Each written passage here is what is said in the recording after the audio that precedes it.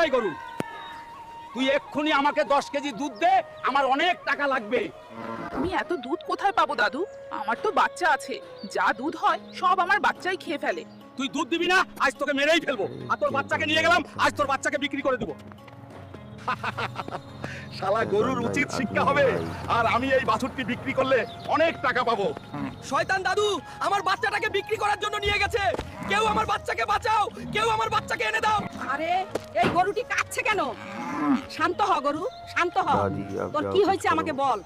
দাদি, শয়তান দাদু আমার ছোট্ট বাচ্চাকে বিক্রি করার জন্য নিয়ে গিয়েছে। এখন আমার বাচ্চাকে কোথায় পাবো? আচ্ছা ঠিক আছে, তুই এখানে দাঁড়া, আমি ওই দাদুকে উচিত শিক্ষা দিয়ে আসি। ওই বুড়োর এত ধরো, সাহস, ধরো। একটা ছোট্ট বাছুরকে বিক্রি করার জন্য নিয়ে গেছে। আজকে আমি ওই বুড়োকে ছাড়বো না। এই নাও ভাই, এই বাছুরটা তুমি নাও এবং আমাকে 10,000 টাকা দাও। ছোট্ট বাছুরটা বিক্রি করে অনেক